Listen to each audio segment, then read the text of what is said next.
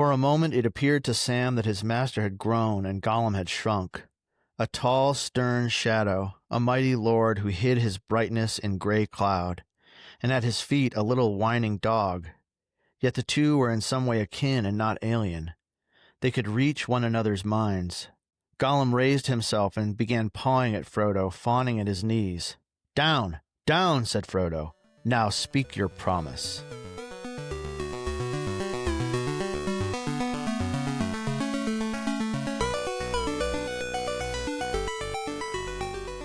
Welcome to the Wayward Wizards radio program. Today we are reading Book 4, Chapter 1, The Taming of Sméagol. My name is Zach. And my name is Logan. We are back with two characters that we've not been with for several hundred pages.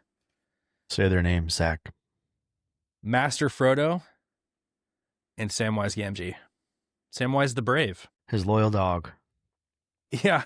Dogs come up a few times in this chapter specifically. A lot of dog talk. A lot of dog talk.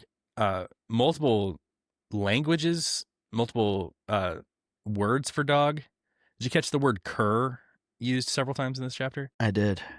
And of course, we are introduced to probably at least one of the most iconic characters in Lord of the Rings, and really one of the most iconic characters in all of literature, I think.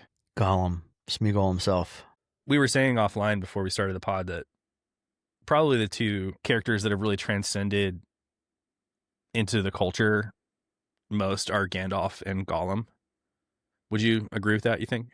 Yeah, they're the ones that, even if you like held up a picture of Gandalf, or, you know, a drawing of Gandalf, or Ian McKellen, right? Yeah. People would be like, they might not be able to say his name, but they're like, he's that like wizard guy. He's like a Lord of the Rings thing. You know, they would know it. And I think the same is true for Gollum. I think that if you saw like a silhouette of either of these characters, yeah, you would know who they are. Because they're so just ubiquitous. I think if you say Gandalf, someone might even say like, "You shall not pass." Yeah. And if you talk about Gollum, they just know a few things about him. They know that he has like a split personality. Mm-hmm. Yeah. His character is so interesting. And, you know, he's been this shadowy presence all the way back since Moria. He's called a footpad. People talk about seeing his eyes gleaming. He's a clever waterman who's able to follow them even as they take to the boats from Lorien. And now that we meet him, it's hard not to have like a strange affection for him, even though he's this despicable, duplicitous, murderous, cannibalistic, disgusting character. It's hard not to also have some strange affection for him because he's just so pitiable and so childlike. Tolkien sort of externalizes that, right, in the characters of Frodo and Sam from the very beginning. You know, Sam has this real practical, almost like a fear of Gollum. But, you know, Frodo doesn't trust Gollum implicitly or anything like that, but he's so moved to compassion. And he's also had that word kind of put to him by Gandalf that, you know, it was compassion, you know, that stayed Bilbo's hand, and that sometimes things work out in ways you don't expect. Yeah, the word that Gandalf uses is pity. Pity, yeah. The pity of Bilbo might be the salvation of us all. Right. And for us, I think that's sort of an old-fashioned, I mean, pity has different connotations now than it did, I think. But yeah, pity, compassion, mercy, empathy. And they share, they're like two beings in the world who share an understanding of what it's like to carry around this ring. Something that I'm really keyed into this reading is the way that Gollum's treachery is ultimately what leads to the success of the quest itself. And by extension, it's Frodo's willingness to show him compassion that really allows the quest to succeed. It's not Frodo's own willpower that leads to the ring being destroyed. And I'd like for us to kind of explore, and maybe we could debate back and forth. When Gollum makes the promise to Frodo, when he swears his allegiance to him, I think that Gollum's breaking of that promise, because he breaks his oath breaking is like a really important theme in all of Tolkien's Legendarium. Yeah. Like you become literally cursed if you break an oath. Mm-hmm. And, there's so many examples of that. Giving an oath and then breaking it is basically setting yourself up 100% of the time to be a doomed character in Tolkien. Mm-hmm. And so Sméagol's like treachery, I don't think it's just, chance that he meets the end the way that he does. I think it's a curse that's laid on him because he breaks this oath that he makes to Frodo. Well, I think the part where he takes the oath is the densest part of the chapter. It's right at the end. Otherwise, the chapter is kind of breezy in a way. It's just just walking. It's like a hike, World's worst hike. Yeah, that part, because that part where Frodo is saying, "What will you swear to?" And Gollum wants to swear on the ring, or swear to protect the ring. Frodo's like, "Well, that's not good enough," Well, yeah, and there's like some distinction I think we should suss out between swearing by something versus swearing on something. Yeah, how do you see the distinction there? I don't have like a really clear distinction. I think it has to do with ownership and mastery, that you can't swear on something that you don't have possession of or mastery of. So Gollum says initially that he will swear on the precious. He says, "We must swear on the precious. Sméagol will save it. Sméagol will swear never, never to let him have it. Never." And Frodo lashes out in anger. He goes, "No, not on it. Swear by it if you will." I think the distinction is swearing on it is swearing fealty to it. Swearing by it is swearing, I promise, sort of like on my grandmother's grave, right? I promise on a thing that's like the most, precious to me, that commands my attention, my respect, my loyalty. But swearing on it is like swearing to serve the ring, which is like exactly what Frodo doesn't want, right? Frodo wants or needs Gollum to serve him by the ring, not to serve the ring on the ring by its own power. Yeah, and I think, we'll break this down in more detail when we get to this section of the chapter, because as you mentioned before, it is, I think, the most dense part of the chapter. But I do think that the seeds of the very end of the quest are sown really clearly in this chapter. Absolutely. And I think that the ending where Frodo, is standing at the edge of the cracks of doom, choosing to claim the ring as his own, Gollum attacking him and biting off his finger and falling into the fire, all of that, if you're reading it for the first time, I think would be an absolute shock. It is not what you would expect how the story would end, but you can see that in the logic of the world that Tolkien has laid out, that was the only way that this was ever going to end. And it really starts in the Taming of Sméagol chapter, I think. Yeah, I think the end is definitely written right here. The way that Gollum swears, what he swears, how divided he is against himself. Even Frodo's insistence on Gollum swearing a certain way, right, is like the nuance that comes out, 300 pages from now or whatever it is. And I agree. Like I really I remember reading this for the first time and being, reading the end for the first time and being really shocked. Yeah. By and almost it was like a crestfallen feeling, right? You're like, what is happening? This is not how this is supposed to end, before Gollum attacks him. The psychological complexity that's happening in this chapter with all the swearing back and forth, and then the way it ends, and this is true throughout, really makes it feel real. which is the thing that I think gives this staying power. Yeah, absolutely. That it really feels real. Tolkien, I think, was bemused. There's a couple letters where he talks about Frodo's, quote unquote failure. And he talks about the different reactions that people had to that twist in the story that people didn't expect. In Tolkien's mind, Frodo is this like saintly figure who got to the edge of what was humanly possible, and then the hand of God had to come in and help him the rest of the way. And it's a very Catholic view of grace. But Tolkien had people write and be like, Frodo should have been like lined against a wall and shot because he betrayed his oath. He betrayed the quest. Yeah. And Tolkien, in response to those letters, is so clearly annoyed. Where he's just like, oh, you think that you could do it? Right. He couldn't do it. I couldn't do it. You couldn't do it.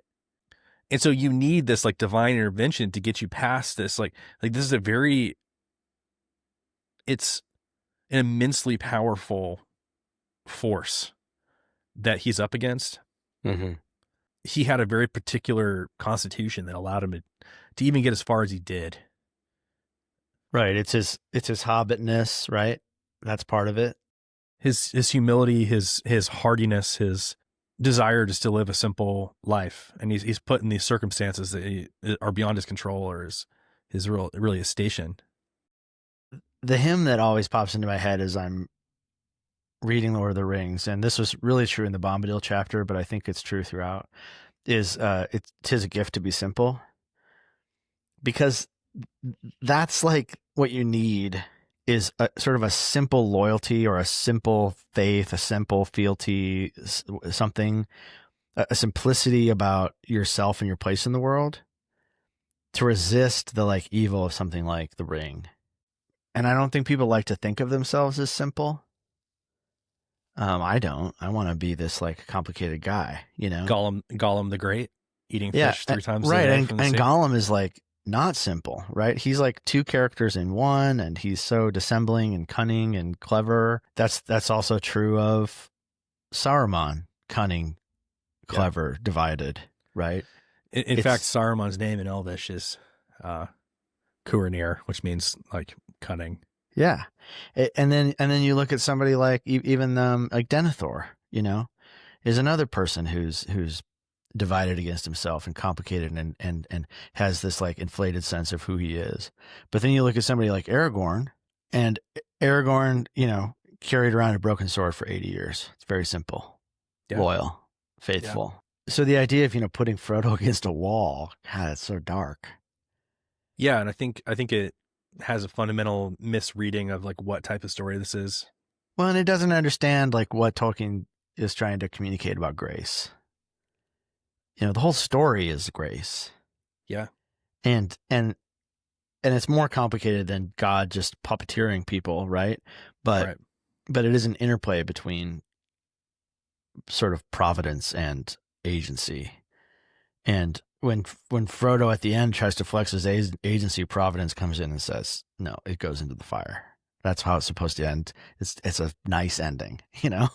Even though it ends up being, it sort of is still Frodo's doom. He still can't exist in the world after all this. But the moments when Frodo begins to have this kind of like, the word that's coming to my mind is terrible. I don't want people to misread like what I mean by terrible. It's like, there are moments when he begins to show like a spiritual stature that is greater than his like true self.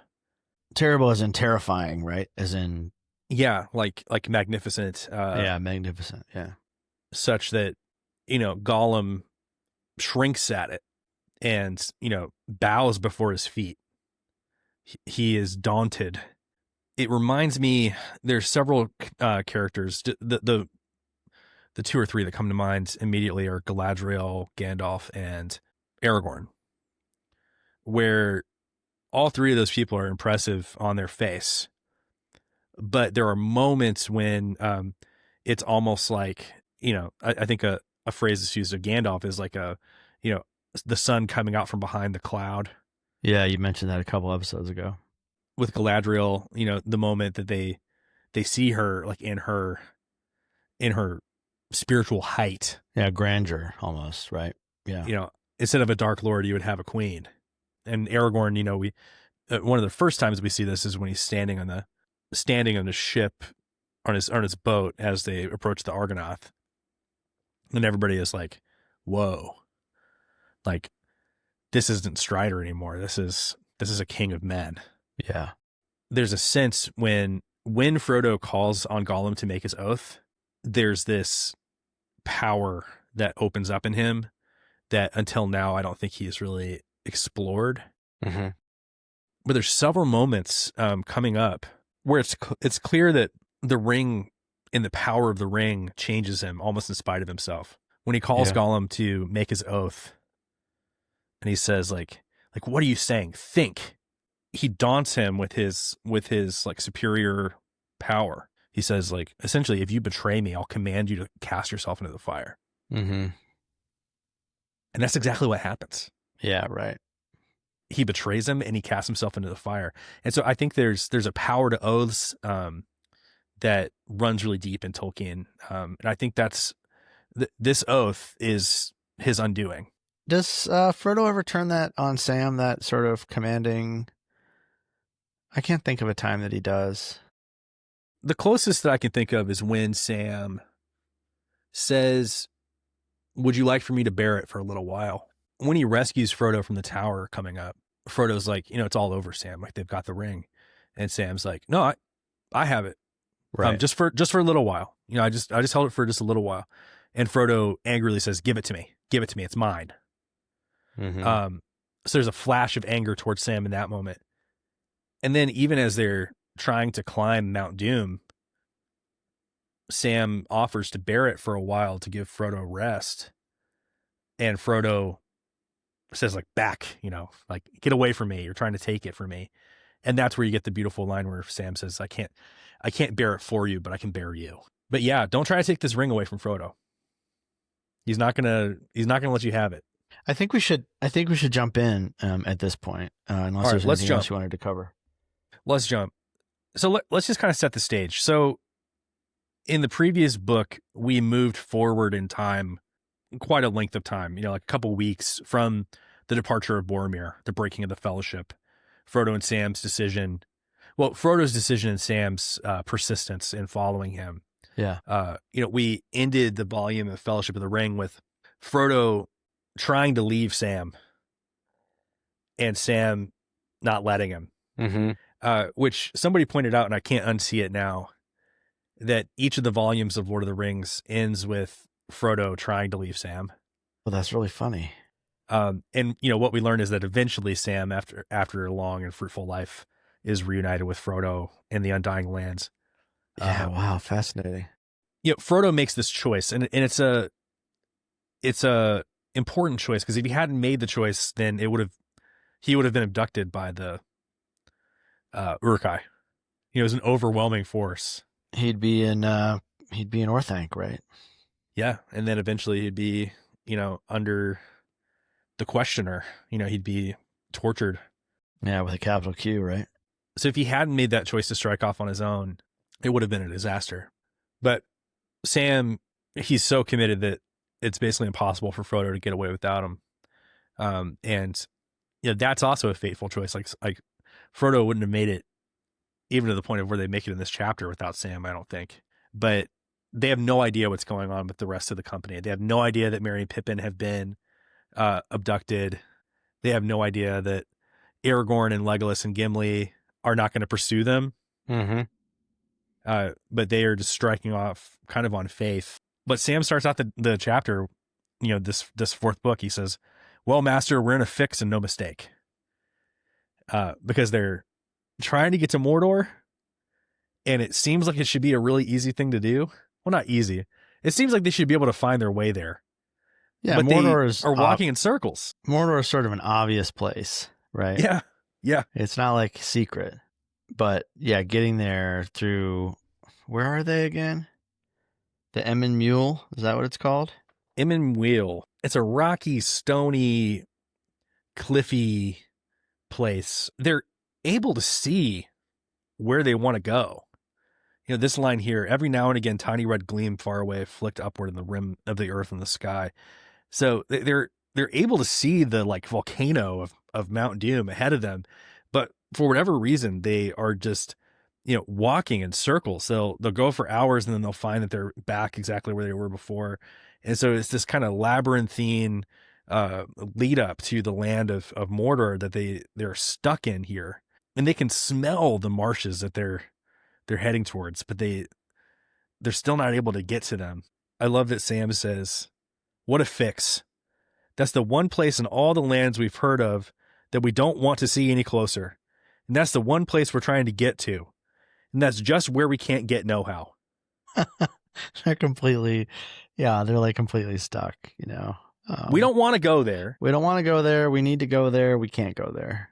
Yeah, right? It's frustrating. And so they need a guide.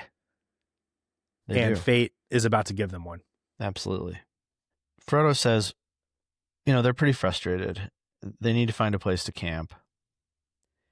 And Frodo says, maybe another day will show us a path. And, you know, Sam is like, or another and another and another, or maybe no day. Maybe we've come the wrong way. Frodo says, well, yeah, maybe, but it's my doom, I think, to go to that shadow yonder, so a way will be found. And then he goes into like Aragorn mode here and says, all my choices have proved ill. I should have left the company long before. Right? That's how Aragorn starts book 3. Yeah. How many times did you count that Aragorn says almost that exact same sentence? Six or seven, something like that. And he even says it. He says it like 6 times, and then like 2 or 3 chapters later, he says it to Gandalf, and Gandalf is like, "Nah, you're fine." But there's this sense for both of them that they're like, all right, I've been given this task from God. Yeah. And I've let God down. Right. How do I live up to it? And then how do I make a right choice with no good choices? There's no good choices to make, and there's no good inputs. Like every choice seems bad, you know, that I need to make. And all the choices are leading me toward, you know, as Frodo says, doom. And of course, doom has a yes. different meaning here. It means your fate, kind of, your right? Fate, like the will of God. But I still think that the word doom and the word fate, even in Tolkien's time, had, you know, if he was going to use the word fate, he would have used it. He used the word doom because it carries this connotation of dread. Yeah, destruction. Yeah, right. It's going to be my destruction, and dread. Yeah, dread is the right way to think of it too, I think. There's that great line that I've heard Professor Corey Olsen from Mythgard Academy. The great Corey Olsen. The way that the word doom and the way that the word deem have the same root. Your doom is essentially what has been deemed right by the fates, by the powers, by God. And there's this great line in the Council of Elrond when he says, you know, what are we going to do with this ring? That is the doom we must deem. Right. Which is peak Tolkien. It is. But there's one line that you skipped over that I want to circle back to. He says, it is my doom, I think, to go to that shadow yonder so that a way will be found. So he's saying, like, you know, I'm going to end up over there, you know, whether I want to or not. That is like my fate. That's what's been sealed for me. But he says, but will good or evil show it to me? Mm-hmm. So he's like, either I'm going to walk there on my own feet, guided by some, you know, good fate, or I'm going to walk there on my feet, brought by some evil fate. But regardless, like, that is where I'm going. Mm-hmm. And nothing that I do will prevent me from getting there. And that's kind of the theme of the entire book. That what seems evil, what seems to be an evil turn of fate, can be used by the powers to bring about a good end. That your faithfulness to continue, even in the face of like certain destruction, is what will lead to the good prevailing. That's like the whole thing right there. Can I take a turn reading something from a Tolkien letter that relates to this? Of course you can. Are you going to out nerd me right now? I don't know. I'm sure you've read this letter yourself, but let me just read a short excerpt from a letter that Tolkien wrote to his son, Christopher, in 1944. This is when he was deployed to the Second World War. He says, "All things and deeds have a value in themselves apart from their causes and effects. All we do know, and that to a large extent by direct experience, is that evil labors with vast power and perpetual success in vain, preparing always only the soil for unexpected good to sprout in. So it is in general, and so it is in our own lives." So Tolkien is even saying, this isn't just some metaphysical truth. It's the truth that we find in our own lives. We see it ourselves. It's the truth that the unfortunate, painful things that happen to us, the things that other people sow into our lives that cause harm, still bring us to the place where we find ourselves. Yeah. And good can be found in the place where we are. We can still have gratefulness, gratitude for where we end up. I think it's very difficult to accept that, especially as modern people. I think it's harder to accept it maybe than it even was 50 years ago. But I think it's an existential choice. It's a way of like reckoning with the world that leads to more good, because we can also sow good into the world, like on purpose. You can't choose the ground that you've been given to sow. Yeah. There's something so heartbreaking about a father writing to his son who is, staring down the face of fascism in the Royal Air Force, fighting a war that wasn't supposed to happen because your generation of men fought the war that was supposed to end it. The regret that I hear in these letters that he writes to his son. He's sending him drafts of these very chapters when his son is fighting in the Royal Air Force. He's giving him, like, he's doing what Gandalf does. He's kindling hope in his son. He's saying, like, I know things seem impossible and dark right now beyond imagining, but eventually you're going to be on the other side of this. And you'll see that God is still present even in the midst of this like incredible trial that you and your generation of young men are facing. That's a perfect quote. I'm so glad you brought it in. Yeah. And it's so, there's a line in Psalm 37 where it says, "Live in the land and farm faithfulness." And I love the idea of farming faithfulness, because you have to like work your ass off Tend it and, break the ground and plant the seeds and, keep the soil moist and hope for rain and all that. And so it's not just like a work of like a wish. And that, I don't think that's what Tolkien is saying. He's not saying, I wish the best for you. He's saying you still have to labor. Yeah. He's saying you're in this place and you have to labor, and, the enemy is laboring against you. But in the end, the enemy is laboring also to sow seeds of good that will be reaped by generations that don't even exist yet.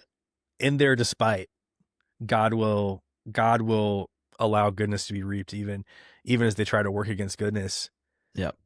And It's there's something so Tolkienian about you labor, but you don't labor in vain, because you have assurance that the good will overcome evil.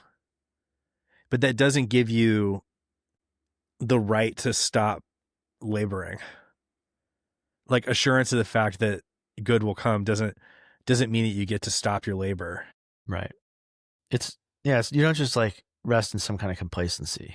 Never. You still have to show up and, and do that work, but it's the showing up. It's like the loyalty to just the act of showing up that ends in, or has a possibility for the good in the end. Yeah. Well, I think we've waxed poetic. We've waxed quite a bit, but I think these are worthy themes to talk about, because I think they'll pay off a little bit later on. Speaking of worthy themes, Yeah. Sam, I mean, this guy is worried about food. He is always about the logistics. What food have we got left? Frodo says. Only those what-do-you-call-ems.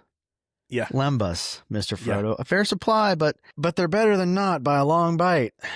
Yeah. He said, I never thought that I'd get sick of them when I first set tooth in them, but they don't fill the innards in the way that you'd like, if you know what I mean. Yeah, what he really wants is a piece of plain bread and maybe even just half a mug of beer. Yeah, it would go down proper, he said. Yeah. It would go down proper. Yeah. And here's a little bit of foreshadowing for the conies that are going to come up later. He says, I've lugged my cooking gear all the way from the last camp, and what use has it been? Not to make a fire with for a start, not to cook, not even grass. So yeah, he's lugging around his like cast iron pots, and I think the cooking gear is Sam's shards of Narsil. You know, isn't that so great? good? I mean, it's his task to carry these pots so that someday he can make a proper meal for his friend, Mr. Frodo. And if he doesn't make that proper meal, then they never get seen by Faramir. If they don't get seen by Faramir, they never get put in the position that they need to be in order to achieve. So yeah, there's so many like little foreshadowings that are present in this chapter. But they fear that they're being pursued, even though they don't see Gollum and they haven't seen his eyes in a long time. They have these little hints that there's something behind them. It says, sometimes in the silence of that barren country, they fancied they heard faint sounds behind them, a stone falling, or the imagined step of flapping feet on the rock. But if they halted and stood still listening, they heard no more. Nothing but the wind sighing over the edges of the stones. Yet even that reminded them of breath, softly hissing through sharp teeth. So that is Gollum pursuing them. And they're walking along this barren land, and they feel the presence of this powerful, malevolent force. And this is what the eye of Sauron is. It is not an embodied flaming eye that hovers over Barad-dûr like a searchlight. It's a searching presence that lays you bare before its immense power. Frodo is talking about how much he hates these hills, and he says, I feel all naked on the east side, stuck up here with nothing but the dead flats between me and that shadow yonder. There's an eye in it. Come, we have to get down somehow. And so that's what's pushing them to try and scramble down these ravines that are so treacherous, because they're trying to escape this searching presence. So they come to the edge of this cliff, and they're trying to measure, just guess at how deep this drop is. And Frodo guesses that it's about 18 fathoms. What is a fathom, Zach? How'd you know that I looked that up? I just had a feeling that you would look it up, so I didn't have to. A fathom is 6 feet. Oh, okay. So yeah, it's a lot. That's deeper than I thought. So there's a couple of different like units of measurement that are used here. We have fathoms, and then we have ells. Yeah, I didn't know what an L was either, and I didn't look that one up either. So a fathom is like a way of like measuring depth, and an L is a way of measuring length. And so an L, so when they're measuring the depth of this ravine, they're going to use fathoms. But when Sam has his like, ninny hammer moment of like remembering that he has rope in a few minutes, he's going to talk about L's. And an L is comes from the Latin ulna, which is your forearm. Mm-hmm. And so it's a way of like measuring from the tip of your middle finger down to the crook of your elbow. That's about not quite a yard. I mean, so there's different measurements depending on like which country you're talking about. Like France has a different definition of an L than the English versus other countries. I saw someone say that it's about 45 inches. But if you think about it, we've all had a cord that we like kind of wrap around our forearm in a way. Yeah, so you can go 1, 2, 3, 4, 5, So you can kind of go 7 1, L's. 2, 3. Right. So it's just a very practical way of measuring, but my L is going to be very different than Sam's L. Yeah, so 18 fathoms is 108 feet, which is that's deep. Yeah, I mean, it's not, Frodo he's having to talk Sam into it. Right. He's saying, like, I think we should try it. Sam's like, why don't we just camp and wait and see if we can, if there's a little more light, we can kind of get a better sense of the depth. And Frodo's like, I'm going down. Frodo says, I think there's a storm coming. And then they have this argument about, like, who's going to go down first.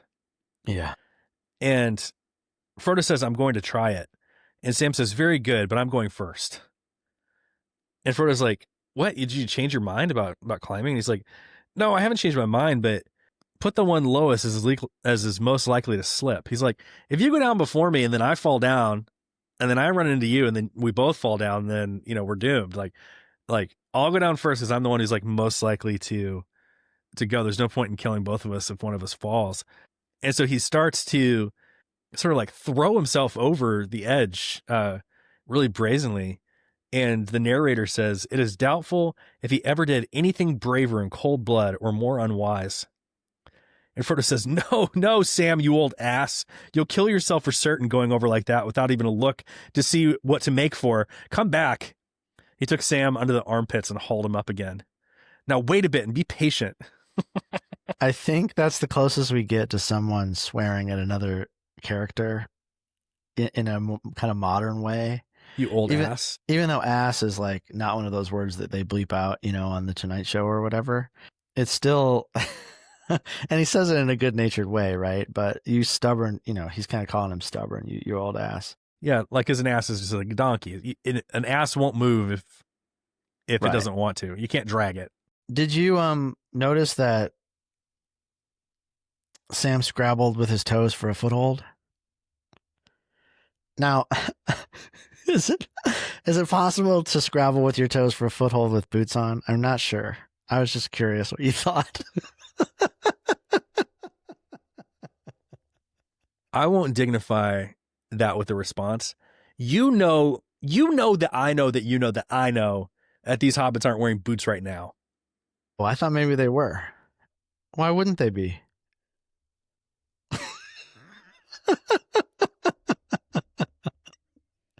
I just wondered if maybe, since they're trudging over all this broken rocky ground, that maybe they put some boots on, but maybe not. When I meet my heavenly reward and I get to sit down and ask Tolkien all the questions that I have about Lord of the Rings, the first question I'm going to ask him, just to spite you, is how frequently hobbits wore boots and in what situations. Yeah. And then we'll know. Okay? I know you think you put this to bed with your little exegesis a couple weeks ago, but I'm just not going to let it die. I'm sorry. So anyway, Sam almost dies. Sticks his little toesies out. He finds his foothold. Frodo hauls him back up. And frankly, Frodo doesn't do that much better once they get the rope and all that. So Frodo much more deliberately lowers himself over the edge. And he starts to say that it's really not that bad because he's able to find a foothold. There's a ledge he's able to sort of stand on without using his hands. But then the unthinkable happens. It says, the hurrying darkness, now gathering great speed, rushed up from the east and swallowed the sky. There was a dry, splitting crack of thunder right overhead. Searing lightning smote down into the hills. Then came a blast of savage wind, and with it, mingling with its roar, there came a high, shrill shriek. This establishes a theme across the chapter and the next chapter as well, that a wind follows the Nazgul In a darkness. And then of course the shrill shriek. I don't think we've really heard that shrill shriek since the hobbits were escaping the ring wraiths in the Shire. Yeah. And it says right here, the hobbits had heard just such a cry far away in the Marish as they fled from Hobbiton, and even there in the woods of the Shire it had frozen their blood. Out here in the waste, its terror was far greater. It pierced them with cold blades of horror and despair, stopping heart and breath. And of course, Frodo is affected by the wraiths differently than even Sam because of his experience being stabbed by the dagger. It strikes him blind. He slips down, and Sam crawls over the edge to look down, cries out, "Master, master, master." And Frodo says, all right, I'm here, but I can't see. So there's this darkness that comes. It's clearly a physical phenomenon that there is less light to see by. But Sam is kind of like, hey, it's not that dark. Yeah, but Frodo's also like pressed against the rock. I mean, I think it's like multiple things, right? I think that Frodo's got a moral injury, like a metaphysical wound, right? From the Nazgul or from the ring wraiths, but also he's like pressed against the rock, you know. I also kind of imagine his eyes being closed. Well, it seems like his eyes are wide open and he should be able to see. Because it says either the darkness had grown complete or else his eyes had lost their sight. All was black about him. He wondered if he had been struck blind. And he says, I can't see. I can't find any hold. I can't move yet. And Sam kind of desperately is like, what can I do, Mr. Frodo? What can I do? And why could not his master see? Yeah. And so Sam kind of desperately is like, I'll just climb down to you. And Frodo is like, no. I'll feel better soon. Like, just give it a minute. I'm already starting to feel a little bit better. Right. But we can't do anything without a rope. Right. It feels that theme of feeling better continues. And so there's something spiritual and even physical happening. Yes. And it's a feeling that can fade as the ring wraiths get further away. Yes. I feel better already. Yeah, and then the rope, and then Sam, cries, "Rope!" We get a few indications that maybe the gaffer was like not a very nice dad. Like, imagine if we treated our children the way that the gaffer treats Sam. I mean, I have my moments, but man, like, it sounds like the gaffer has like maybe 100 names to like call Sam for being kind of dumb. Just letting him know just how stupid he is. Yeah. It's just like, God, like the guy is like, I mean, I don't know, like how hard does being called a ninny hammer really, land? I think if I called my son that, he would just laugh in my face. But yeah, you're not but a ninny hammer, Sam Gamgee. That's what the gaffer said to me often enough. But when he says, if I don't deserve to be hung at the end of one as a warning to numbskulls. So he goes, rope. If I don't deserve to be hung at the end of one as a warning to numbskulls. Now, we've mentioned this before, but there's some wordplay going on here. Yeah. Samwise is Anglo-Saxon for a person who's not very smart. Yeah. So he named his own son Dumbass. Dumbass.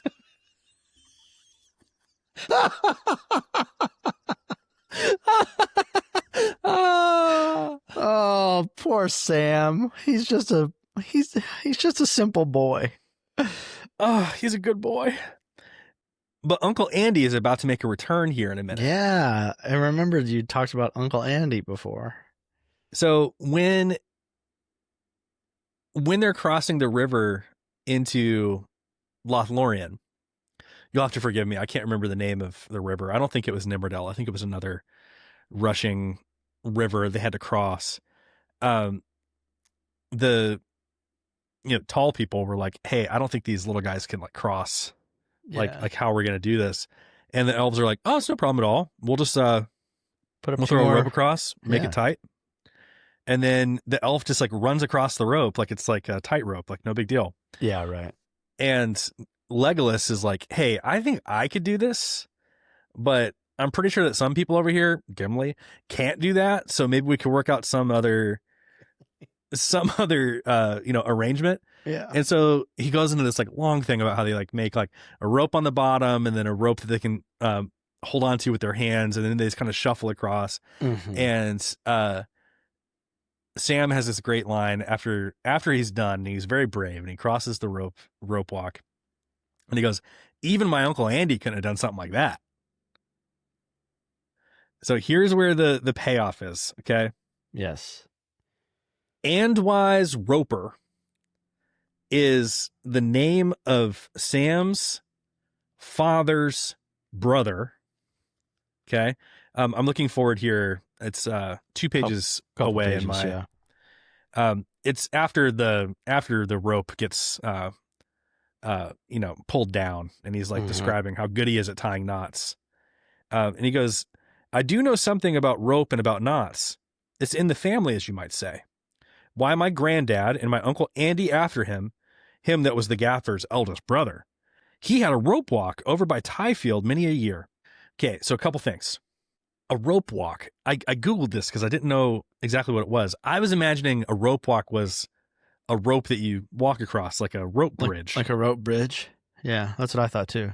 A rope walk is when you, it's a place where you take hemp and you spin it into thread.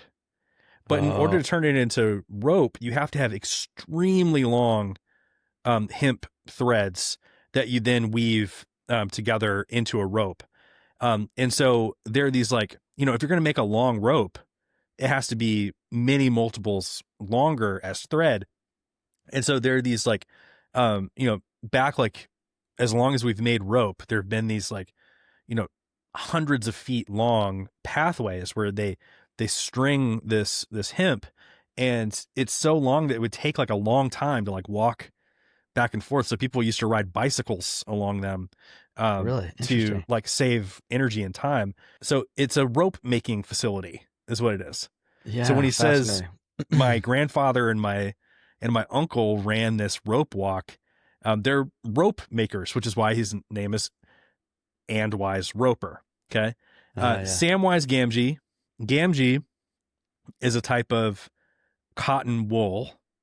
So there's like fiber in the family, and who does Sam marry later other than Rosie Cotton? So there's like a fiber that runs in the cousin, family. Probably.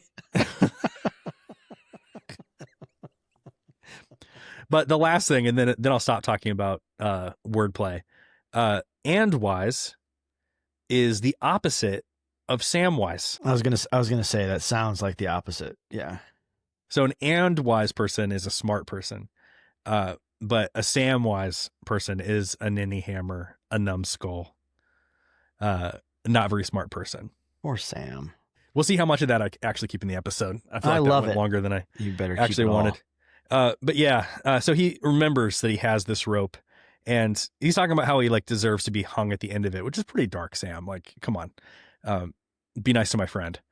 But Frodo says, "Stop chattering." So he almost like forgets that his friend is like hanging from a precipice as he's talking about how much he hates himself. He goes, "Never mind your gaffer. Are you trying to tell me that you've got some rope in your pocket? If so, out with it." He's like, "Come on, dude. Like quit being mean to yourself and actually help me get out of this." "Yes, Mr. Frodo, in my pack and all. Carried it hundreds of miles and I'd clean forgotten it." So he ties some around his waist, and he grasps the line at both ends, and he casts it down to Frodo. And Frodo is able to see the rope, even though he's not really still able to see much else. Yeah, where is that part? The rope here it is. is visible to him. Yeah, he could see the gray line as it came dangling down, and he thought it had a faint silver sheen. We hear about that faint silver shimmery sheen again, and I think we have a case of magic rope. I think we got ourselves a magic rope here. He can see it because it's elvish, and it sort of shines through the darkness of the despair that he's feeling. Yes. It's the same way that the stars do, Yes. which they mention later. Yeah. Yes. They're elvish somehow, Sam says. Yes, they are. So, and this is the very goodness of the rope is what it will burn Gollum when it's tied around his ankle. Right, right. So they determine that the rope is, just the right length, that if they tie it to a stump, they should be able to rappel down this cliff face with its help. Very well, said Sam heavily. If it must be, let's get it over. He took up the rope and made it fast about the stump nearest the brink, and at the other end he tied about his own waist. Reluctantly, he turned and prepared to go over the edge a second time. So Sam does go down first this time. Sam makes it down and he says, I'm down. They get down, and it's only then that Sam realizes that they'll have to leave this rope behind because it's tied at the top of the stump. And he calls himself, again, Nanny Hammer. He said, Noodles, my beautiful rope. Noodles. I love that noodles is used as a curse word in Lord of the Rings. My beautiful rope. There it is, tied to a stump, and we're at the bottom. Ninny Hammer. So this is the second time he's used the word Ninny Hammer. Did you happen to look up the etymology of Ninny Hammer? You know I didn't. So it's a 16th century insult. Wow. And it just means like idiot, dumbass. And hammer is just like a, intensifier that you add on the end of it. So Ninny Hammer seems to be like a Tolkien invention. Oh, interesting. It's like a derivation of the word ninny, which has the same root as, what would eventually become the word innocent. So it's like somebody who's like... Oh, simpleton. Like a simpleton, like a Samwise. Yeah, right. So that's just, I think, a really beautiful piece of Tolkienian philology there. They're able to get the rope down just by giving it a little tug. Apparently the rope knows when it needs to be taut and tight and when it needs to be called back. Yeah, it's pretty neat. And we've already mentioned it goes without saying this is a magic rope. Sam even says that it may have been made by Galadriel herself. I like that because she's the weaver, right? She's the weaver, yeah. Which is, of course, related to the fact that, the Rohirrim call her a witch or a sorceress. Right. She's sort of is a weaver of the fates. But it's also another great connection between Galadriel and Sam because rope making is in his heritage, and it seems to be also part of Galadriel's nature as well. And we learned that she and her ladies had knit the cloaks that they wear throughout the entire quest as well. So I think it's just another interesting tie back to Galadriel. I love their little debate about whether the rope was let go because of magic or because Sam just wasn't good at tying a rope. But Sam has more kind of confidence about his abilities than his kind of his negative self-talk would have us believe. Yeah. He sort of stands up for himself here a little bit. He says, I think the rope came off itself when I called. And immediately after that, Frodo says, night will be on us soon. How beautiful the stars are and the moon. And Sam says, they do cheer the heart, don't they? Elvish they are somehow. So they have an elvish rope and they're being observed or heartened by, elvish stars. Yeah. And I think that kind of like those things are tied together. I mean, pun not intended, that they have this rope and Sam's confidence in his own abilities plus confidence that the elves could actually craft something like that could come when called. It's a nice little way to end that section. They pretty quickly hear, they keep trying to go on, but Frodo it's too dark and Frodo is too tired. So they take refuge, and pretty soon after that, they see something, a dark shape, scrambling down the face of what they just needed a rope to get down. Yeah, like a spider. Like he's going face down, and first. He's continuously sort of referred to as a spider-like figure. He's like insect-like or frog-like. Yeah, which the spider thing I think calls forward to the showdown with Shelob, and also just the fact that Tolkien and C.S. Lewis also just hated spiders. Yeah. So yeah. anytime they want to describe something as creepy, they're gonna Use these like insect-like. insectoid sort of. Yeah. And they're looking for a place to shelter, and they're not able to find really anywhere except, like it says, under the lee of a boulder. And I looked up what a lee is. It's a sort of like an outcropping of rock, so it's not quite a cave, but there's only really protection from the top, Right. because there's a ledge that they're sort of sheltered underneath, and it's raining and it's dark and it's terrible, and they're not really able to fall asleep. And that's when they, Frodo's like, hey, like we've been talking a little bit too loud. Like let's be quiet and let's see what we're able to see.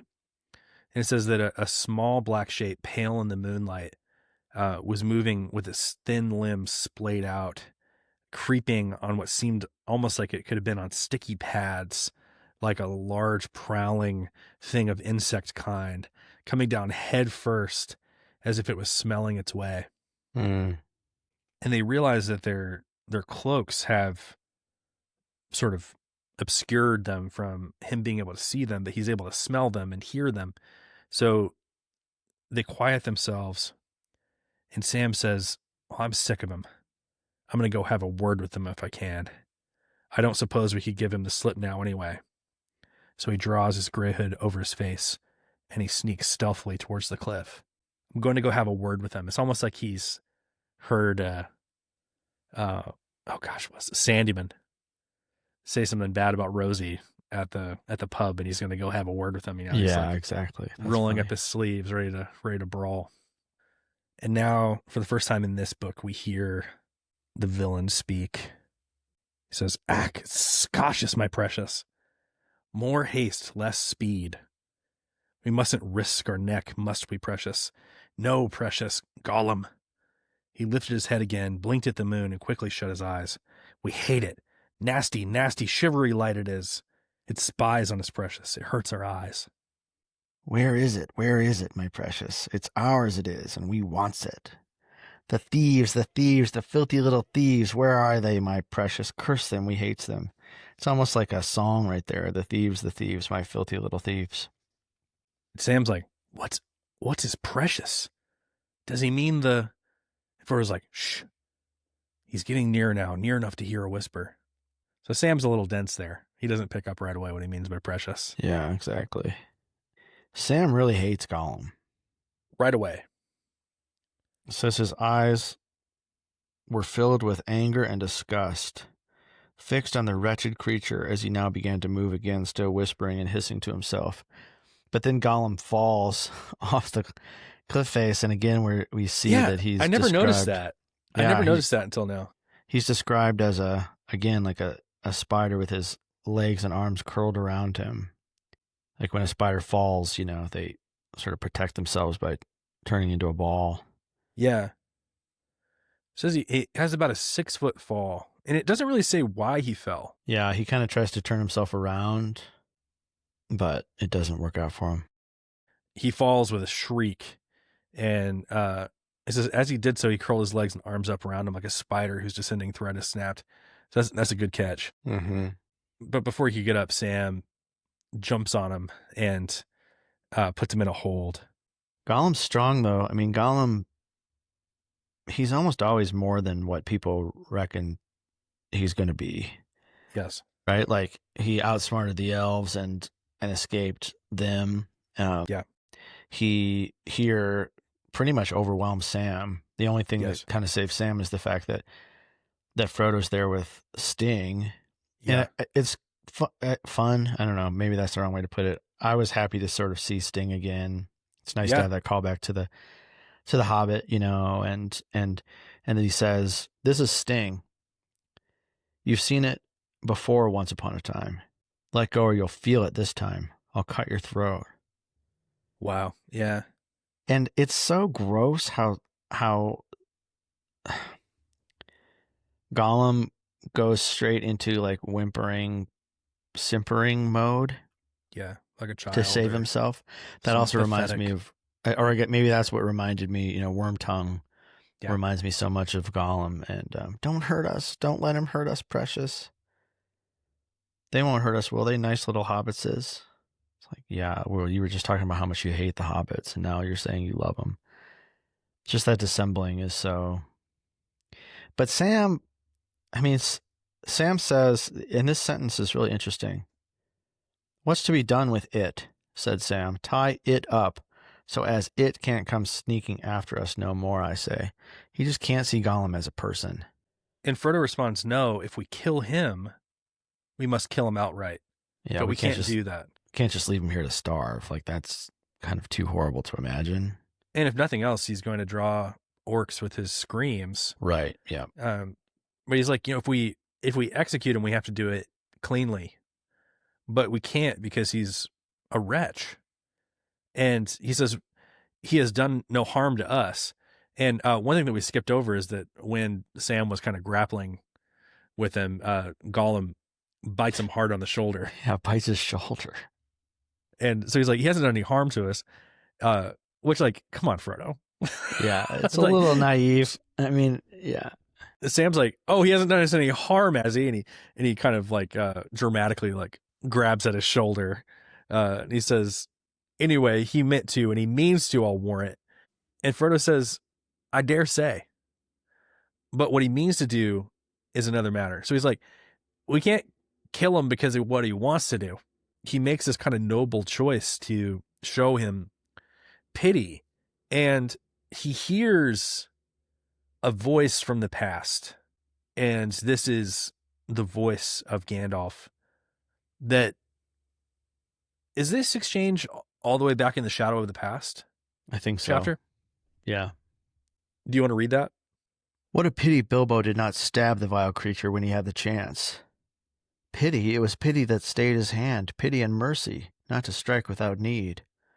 I do not feel any pity for Gollum. He deserves death. Deserves death? I dare say he does. Many that live deserve death, and some die that deserve life. Can you give that to them? Then be not too eager to deal out death in the name of justice, fearing for your own safety. Even the wise cannot see all ends. And then Frodo kind of replies to that exchange in a way and says, very well. He answered out loud, lowering his sword. But still I am afraid. And yet, as you see, I will not touch the creature. For now that I see him, I do pity him. And Gollum plays into that. He's like, yeah, like, I am wretched. I am like I'm full of misery. And he goes, nice hobbits won't kill us. Nice hobbits. It's interesting, though, that Frodo's mercy doesn't stop him from saying, you're full of wickedness and mischief, Gollum. Yeah. Right? So it's not just like a blanket pass on your behavior. It's almost as if Gollum is like too far below Frodo's station for Frodo to deal with him in a way that he might somebody that's like more equal to him or something like that. In the same way that Sauron, you know, they can't cast judgment on Saruman because Saruman's judgment is going to come from God, right? Yeah. There's almost like a recognition that they would be within their right to murder him, but they're choosing a higher road. Yeah, they're choosing not to. Even though they do judge him. They do judge him as wicked and mischievous and dangerous. So he's like, you know, we're not going to kill you, but we won't let you go either. Says you will have to come with us and we'll keep an eye on you, but you must help us if you can. One good turn deserves another. And this is the shift, I think, that Sam recognizes. Where are they going in these cold, hard lands, we wonders? Yes, we wonders. And Frodo answers, you know that, or you guess well enough, Sméagol. We are going to Mordor, of course. And you know the way there, I believe. Says that Sam scowled at him and sucked his teeth, but he seemed to sense that there was something odd about his master's mood, and that the matter was beyond argument. All the same, he was amazed at Frodo's reply. Frodo looked straight into Gollum's eyes, which flinched and twisted away. "You know that, or you guess well enough, Sméagol," he said. So Sam sees Frodo transform in this moment. He kind of can't believe it. Sam is sort of indignant. He's indignant. It says he's amazed at Frodo's reply. Then they start to understand that Gollum knows his way around here. Mm-hmm. And knows about Mordor. Yes. That he was taken there, and now he knows how to get around without being spotted by orcs. Gollum's whole existence is kind of trying not to be spotted by orcs, trying not to be spotted by men, trying not to be spotted by elves. Yeah, he wants to be solitary. He wants to be alone. Of all the people in the world, for them to come across, to have as a guide. Yeah. It's kind of the guy they need. Yeah. Well, he's shocked that they want to go there. He's like, why would you want to go to such a terrible place, essentially? It's pits and ashes and dust and thirst. And there's thousands of orcs. Thousands of orcses, he says. He says, nice hobbits mustn't go there to those places. And Frodo says, so you have been there. And you're being drawn back there, aren't you? And here's where we get the implication. We get the confirmation that he has been tortured by the Dark Lord himself. Mm-hmm. He says, leave me alone, Gollum. You hurt me. Oh, my poor hands, Gollum. I don't want to come back. I can't find it. And it says he got up and clenched his long hand into a bony, fleshless knot, shaking it towards the east. We won't. Not for you. So the implication, I think, is that his hands were tortured by the Dark Lord, and he's been instructed by him to find the ring and bring it back. And so his following the company and like coming back towards the east is really him being compelled by this command, even though he's resisting it, by Sauron himself. And Frodo, with I think a surprising amount of gentleness, he says, he will not go away or go to sleep at your command, Sméagol. But if you really wish to be free of him again, then you must help me. And that, I fear, means finding us a path towards him. But you need not go all the way, not beyond the gates of his land. And Gollum says pitifully, don't ask Sméagol, poor Sméagol. He went away long ago. They took his precious and he's lost now. Is this the first time that he refers to himself as Sméagol? Yeah, maybe. I mean, I don't think we don't get Gollum talking before this, do we? Not in this way. Not like this. And so, yeah, I think that's the first time. In the Council of Elrond, we sort of learn about Sméagol's backstory. Yeah, we know his name, but Gollum is what people call him, but Gandalf reveals that he used to be called Sméagol. And if I remember correctly, when Legolas is sort of recounting his escape, he refers to him as the creature Sméagol. Mm-hmm. So he sort of uses his proper name. Yeah, right. And I think it shows something about the characters in the story if they choose to call him Sméagol or Gollum. So it's a little bit less straightforward than I think I remembered, but Frodo tells him that he's going to be their guide. And Gollum agrees. He doesn't quite swear as he's about to in a minute. Yeah. But Sam and Frodo are tired and they're like, we need to sleep before we go. And they kind of make this like kind of winking agreement with one another without saying it, that they're not actually going to fall asleep. They're going to see what he does. And it says, suddenly, with startling agility and speed, straight off the ground with a jump like a grasshopper or a frog, Gollum bounded forward into the darkness. But that was just what Frodo and Sam had expected. Sam was on him before he had gone 2 paces after his spring. Frodo, coming behind, grasped his leg and threw him. Your rope might prove useful, Sam, he said. Sam ties a knot around his ankle. Yes. And it begins to essentially burn him. Yes. Or at least that's how Sméagol feels. He screams, a thin, tearing sound, very horrible to hear. He writhes. He tried to get his mouth to his ankle and bite the rope, and he kept on screaming. And then Frodo is convinced. He's like, well, I guess he really is in pain. It's not just an act. And he goes and examines the knot. And I think this is so interesting. Sam was gentler than his words. So it's not like Sam tied the tightest knot he could around Sméagol, you know? No, he's not screaming because Sam is like torturing him with this rope. Yeah. It's just the goodness of the rope burns him the same way that the light of the moon burns his eyes. Sam was gentler than his words. Even though he told him, I should be tying this around your throat. Yeah, even though Sam sort of seems to have this real hatred for Gollum, he still has like a humanity. He's humane, I suppose, is the way to put it.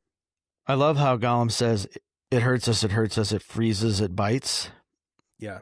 It's such an interesting way, because I went right for, it seems like it's burning him, but it's like a freezing burn. Yeah, something is worse about like a frostbite than an actual burn in some way. But Frodo says, what's the matter with you? If you will try to run away, you must be tied. But we do not wish to hurt you. So Frodo says, we can't take this rope off of you, even though it's clearly torturing you, unless there is any promise you can make that I can trust. So there's the word promise.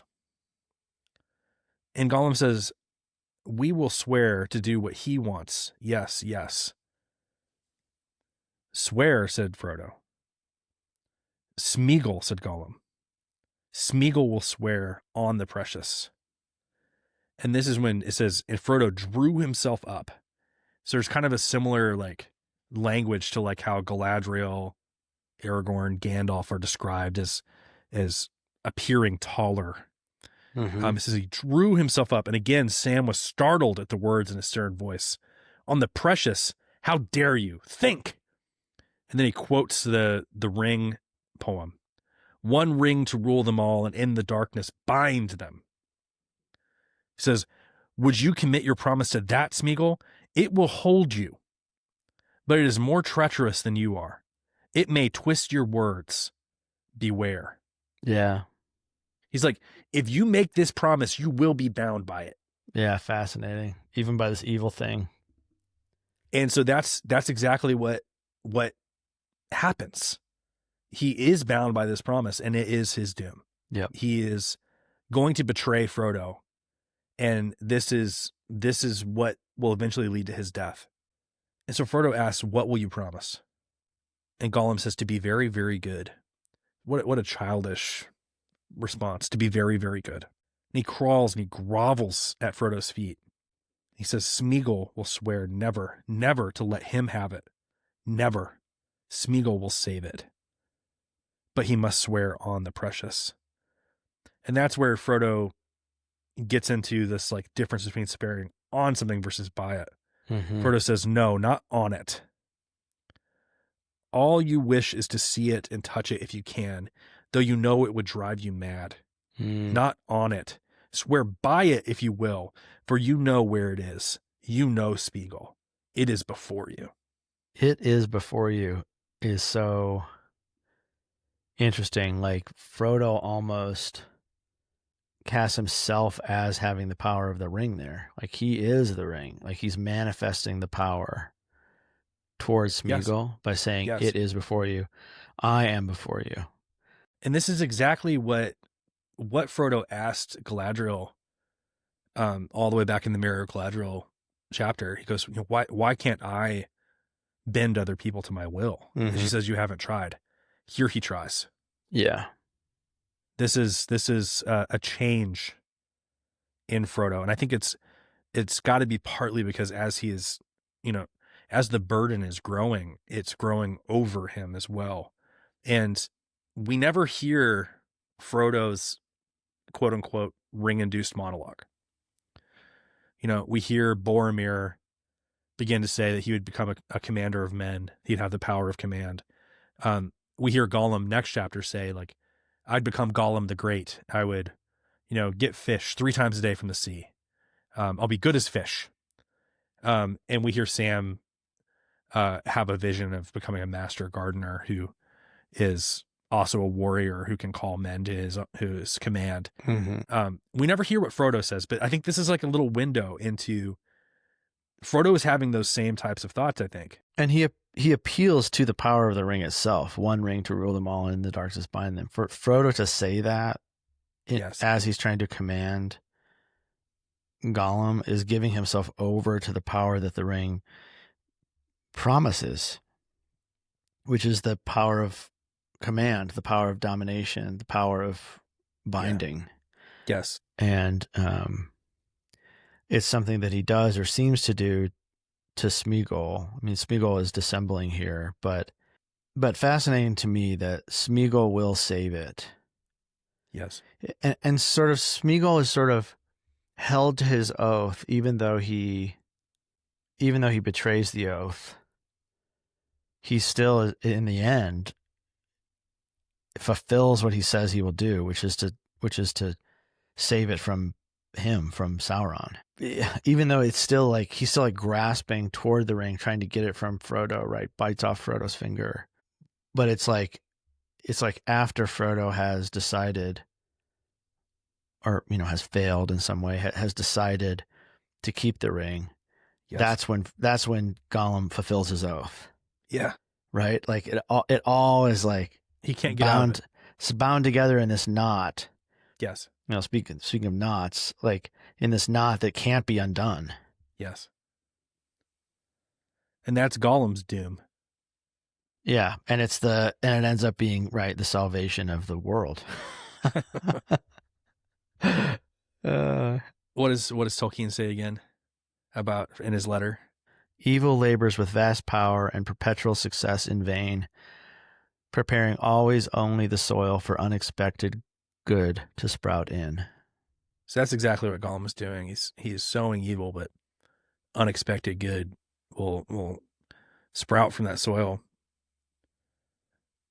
So Gollum swears by the precious, and Frodo warns that it may twist his words. Says, it may twist your words, beware. It is treacherous. And in a couple of chapters, when they're at the Black Gate, Frodo says that if he betrays them, he will command him to cast himself into the fire. And Gollum's broken oath leads to the death that Frodo promises him. Yeah, right. In about 20 pages from now, at 640 in my edition, it says, Frodo says, the desire of it may betray you to a bitter end. And a phrase that comes up, I count 3 times, page 624, 633, 724, Frodo says, the precious holds the promise. And so this oath is an extremely pivotal moment in history. It sets the stage for everything that's going to happen after. Sam looks on at Frodo, and it says, for a moment it appeared to Sam that his master had grown and Gollum had shrunk. A tall, stern shadow. A mighty lord who hid his brightness in gray cloud. Wow, so there's like a very Gandalfian quote. And at his feet, a little whining dog. Yet the two were in some way akin and not alien. They could reach one another's minds. Gollum raised himself and began pawing at Frodo, fawning at his knees. So he's begging. And Frodo says, down, down, just like a dog. Mm-hmm. Now speak your promise. We promises. Yes, I promise. I will serve the master of the precious. Good master, good Sméagol. Gollum, Gollum. Suddenly he began to weep and bite at his ankle again. So who promises, right, to serve the master of the precious? I guess Sméagol. Sméagol. But Gollum, he's making a different promise, right? Yes, and that'll come up next chapter. He's making a promise to protect the ring. Yes. From Sauron, which is what he wanted to make an oath on in the first place. And he says that earlier. He says, Sméagol will swear never to let him have it. Never. Sméagol will save it. And so he's able, that's just vague enough that he's able to convince himself of a lie later that he didn't promise this thing that he did to serve Frodo. Right. And Frodo says, "Take off the rope, Sam." And Sam does. It says that once Gollum got up and began prancing about like a whipped cur whose master has patted it. So cur is, it comes from the Norse word cur, Kurr, which means grumbling, like a grumbling person, but it also means like a mangled dog in poor condition. Interesting. So he capers about, he prances about, and he spoke with less hissing and whining, and he spoke to his companions direct, not to his precious self. And so something about him does change, and he seems to genuinely want to please Frodo. If Frodo speaks kindly to him, he dances, but if Frodo rebukes him, he weeps. A little more of Sam's, or maybe the difference between Frodo and Sam here again is Sam really won't talk to him at all. He doesn't really recognize him as a person. Yeah. He suspects him more deeply than ever. And it says, if possible, like the new Gollum, the Sméagol, less than the old. Yeah. Then he says, well, Gollum, or whatever it is we're to call you, he said, now off for it. Yeah. So Sam can't accept any kind of change in Sméagol, in Gollum, as a genuine. He's not wrong. No. But he is wrong. And maybe Sam's, like, I think we're supposed to get the impression that Frodo's positive regard for Gollum is edifying. Like, it builds something up in Gollum toward his like being as Sméagol. Yes. And you kind of wonder, like, if Sam had been right on board. Yeah. Like, could that have been like doubly or even like exponentially more edifying for Sméagol's kind of spirit? Yes. Maybe not. Maybe, he's 500 years too far gone to kind of like actually accept any kind of healing, that at least within the time frame that we're in here. But Sam just can't. He just isn't there. He's not able to show that kind of positive regard toward Gollum. But Sam follows behind, tells him not to get too far ahead because he's at his tail and he's got his rope handy. And Gollum leads them towards the fens below. A fen is another word for a swamp. So they're going to what we'll now know in the next chapter as the Dead Marshes, which is the titular name. And it says, they faded swiftly and softly into the darkness. Over all the leagues of waste before the gates of Mordor, there was a black silence. Well, thank you for reading along with us. Join us next week for Book 4, Chapter 2 of The Two Towers, The Passage of the Marshes. If you want to help us out, share the podcast with a Lord of the Rings fan in your life. Follow us on Spotify, Apple Podcasts, leave a rating and review, and subscribe on YouTube. And of course, visit waywardwizards.com for more info. If you want to get in touch with us, you can get us at info@waywardwizards, or either of our names, Zach or Logan, at waywardwizards.com. And of course, comments on Spotify and YouTube are on, and so we're happy to receive those comments as well. But until next time, remember, those as can't fly can jump. We'll see you next week. See ya.